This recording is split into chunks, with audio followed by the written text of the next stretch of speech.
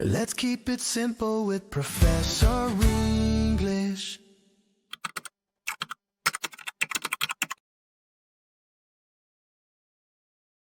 Hello, everyone, and welcome back to the Professor English podcast. I'm really excited about today's episode. Me too, Ben. But before we start, I have to ask, how was your date yesterday? You were so nervous. Oh, you're really going to do this now on the podcast? Of course, our listeners want to know.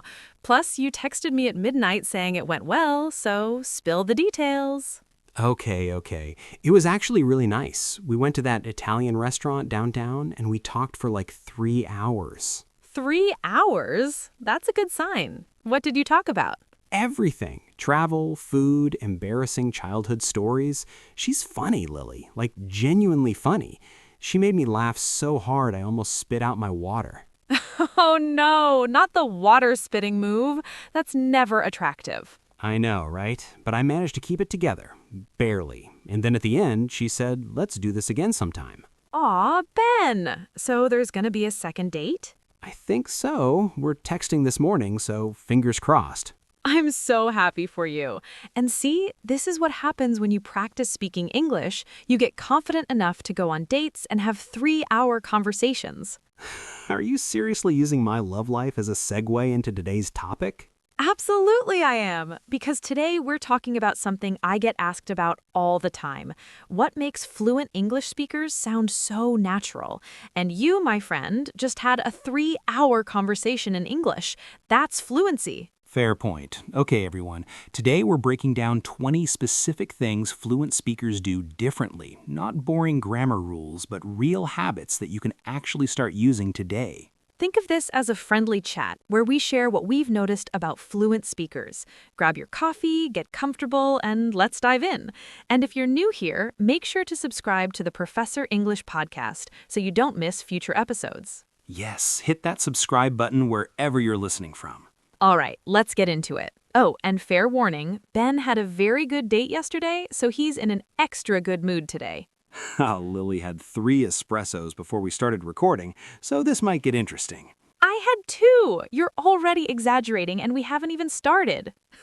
So one of the biggest things I've noticed is that fluent speakers think in English, not translate. And this is huge, Lily. It really is. You know when you're trying to say something and you're thinking in your language first, then translating word by word? That makes everything slow and awkward. Exactly. Fluent speakers just let the English come out directly. Like right now, we're not thinking in another language and converting it. The thoughts are already in English. And it doesn't have to be perfect English thoughts at first. Even simple thoughts like I'm hungry or nice day today count. The point is staying in English mode. It's like switching channels on TV. You switch to the English channel in your brain and stay there.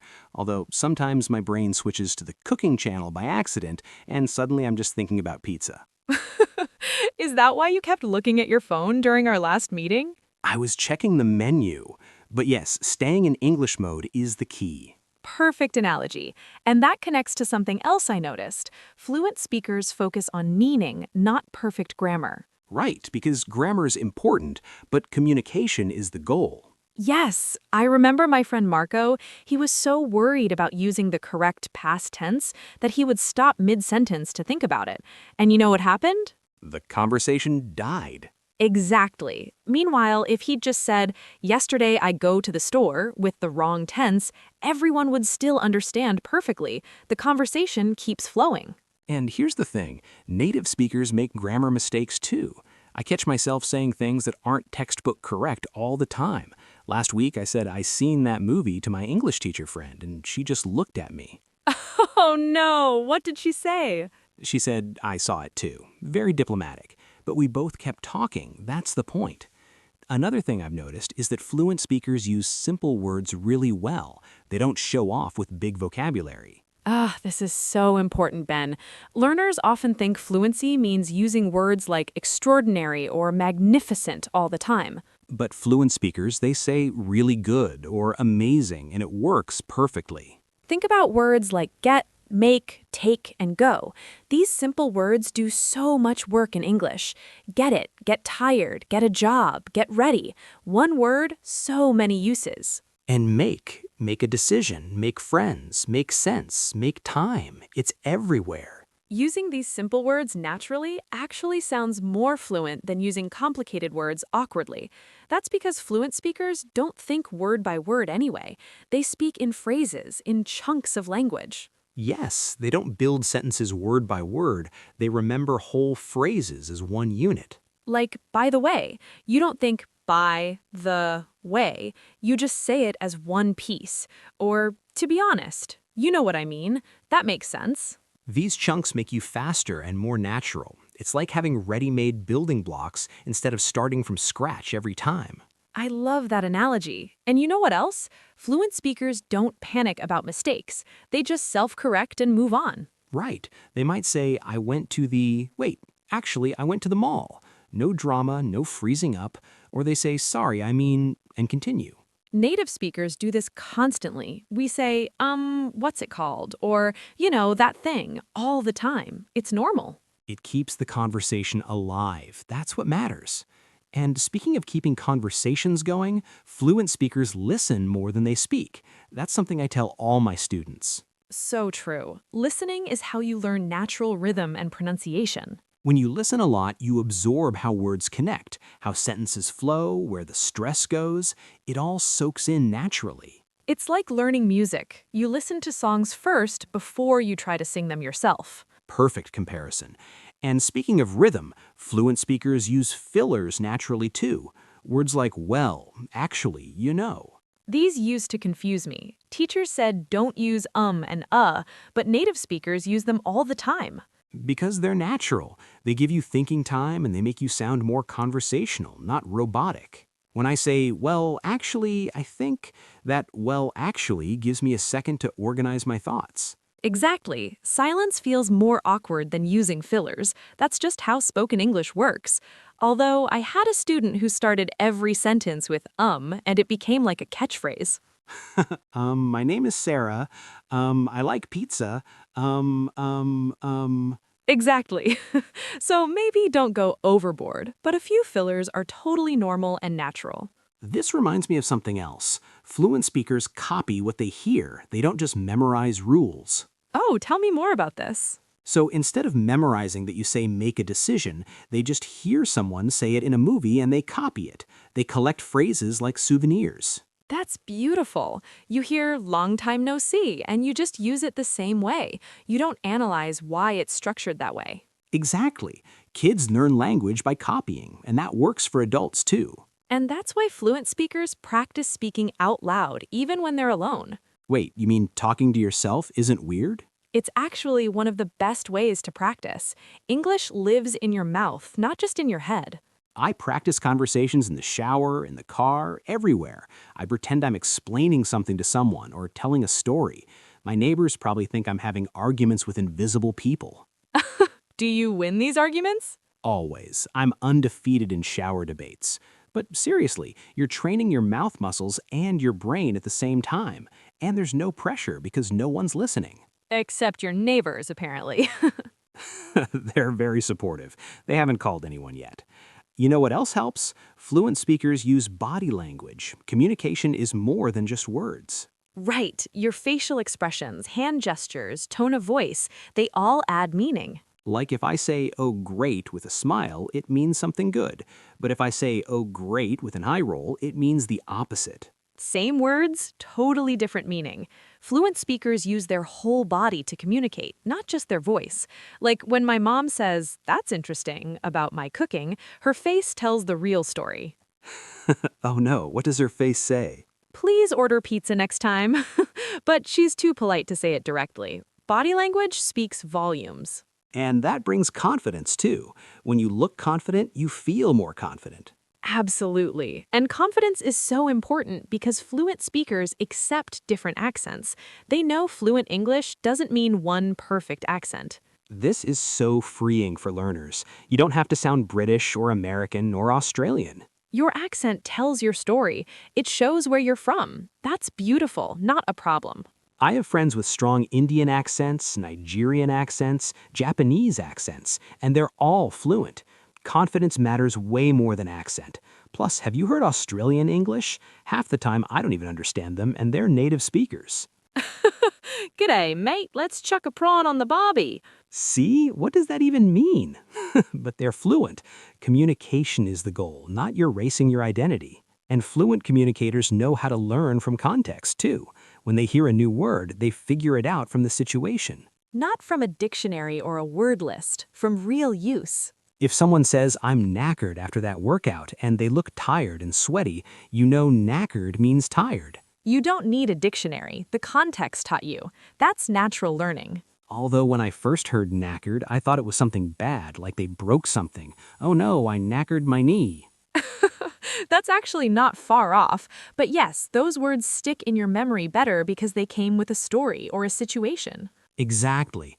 And here's something that surprised me when I started teaching. Fluent speakers aren't afraid to ask for clarification. They say things like, "Could you repeat that?" or "What do you mean?" Beginners sometimes think asking questions makes them look bad, but it's actually smart communication. If I don't understand something, I ask. That's confident, not weak. Native speakers ask, "Sorry, what was that?" all the time, especially in noisy places or on phone calls. It keeps the conversation clear for everyone. That's good communication. And good communicators do something really important. They speak even when they're unsure. They don't wait to feel confident.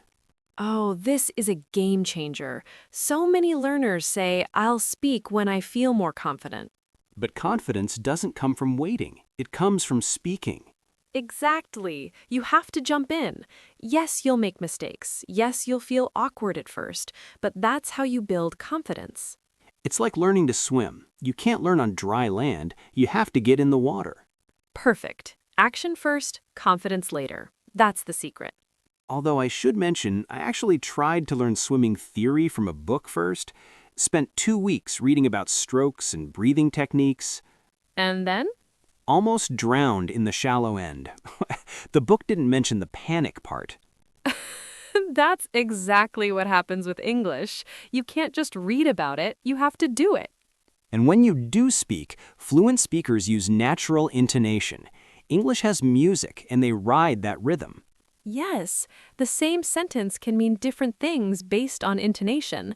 Like if I say, "Really?" going up at the end, I'm surprised or asking a question. But if you say, "Really?" going down, you're confirming or maybe being sarcastic. The words are the same, but the music changes the meaning. Fluent speakers feel this naturally. And you learn it from listening. The more you listen, the more you absorb that natural rhythm. Which is why fluent speakers learn informal English, not just textbook English. Real conversations use contractions. I'm, not I am. Gonna, not going to. Wanna, gotta, coulda, shoulda. This is how people really talk. If you only learn formal English from textbooks, real conversations will confuse you. Movies, TV shows, podcasts, that's where you learn how English really sounds in everyday life. And in everyday life, fluent speakers don't over-explain. They keep answers clear and simple. Right. If someone asks, "How was your weekend?" fluent speakers say, "Pretty good, thanks. I went hiking." Done.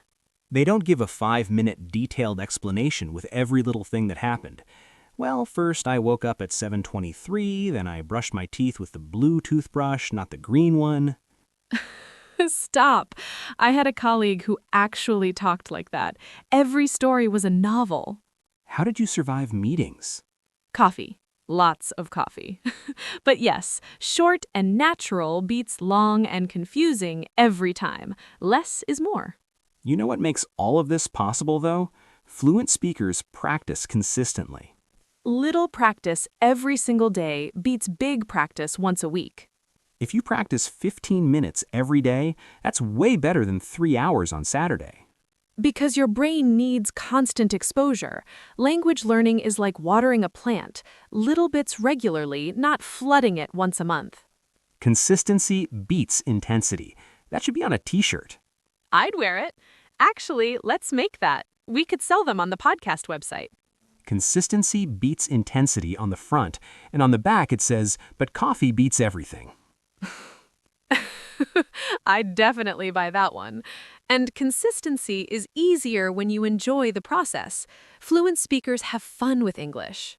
This is huge because if you're stressed and forcing yourself, you won't stick with it.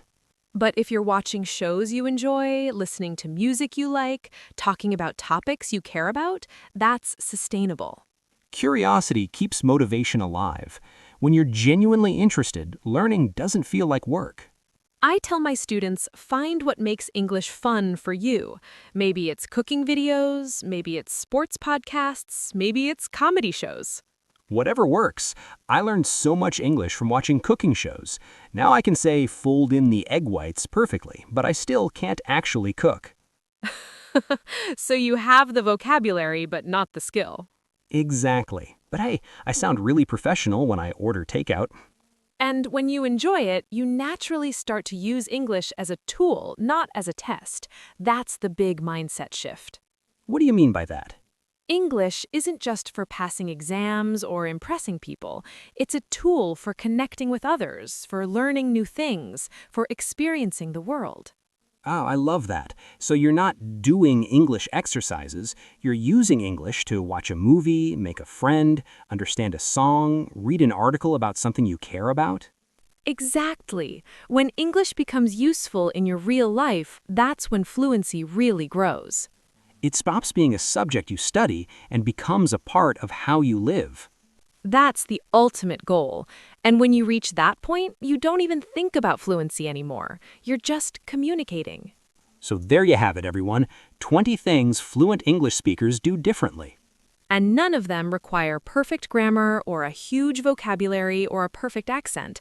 They're all about habits, mindset, and actually using the language instead of just studying it. Start with 1 or 2 of these. Maybe today you'll practice thinking in English for 5 minutes, or maybe you'll speak out loud while cooking dinner. Small steps add up. That's how fluency is built. One conversation at a time, one phrase at a time. Be patient with yourself. Enjoy the journey. Make mistakes and laugh about them. Remember, even native speakers make mistakes. The goal isn't perfection, it's connection. Thanks so much for spending time with us today on the Professor English podcast. Keep listening, keep speaking, keep enjoying English. We'll see you in the next episode. Until next time, happy learning.